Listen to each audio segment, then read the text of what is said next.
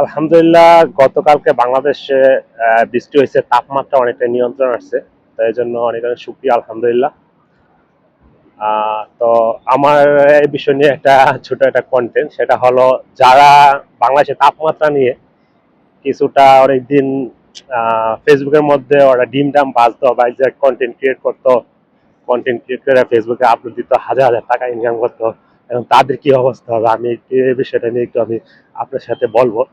তো যারা এরকম কন্টেন্ট করতো, যেমন 40 ডিগ্রি 42 ডিগ্রি তাপমাত্রায় তো আর ডিম পাওয়া যায় না, তো ওরা কি করতো, একটা পাতিল দিয়ে সেরা কি করতো ওই ডিম বাসা থেকে তেল বা পাতিল দিয়ে গরম করে আইনা সেটা যখন ওরা পাবলিক প্লেস আইনা সেটা ভিডিও করতো, কন্টেন্ট বানাইতো, আনায়া টাকা ইনকাম করতো। এখন তো এটা পসিবল না, কারণ এখন তো তাপমাত্রাটা একটু নিয়ন্ত্রণ এসে পড়ছে, কারণ বুঝবে, পাবলিক বুঝা ফেলবে যে এই তাপমাত্রায় ডিম পাওয়া যায় না।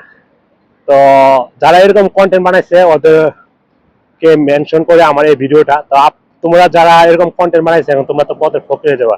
তো কি করবা তোমরা, এখন তো এই তাপমাত্রায় কন্টেন্ট আর বানাইতে পারবে না। তো কন্টেন্ট না বানাইতে পারলে তোমাদের তো পকেটে ভর্তি হবে না, তো পকেট ফাঁকা হয়ে যাবে না।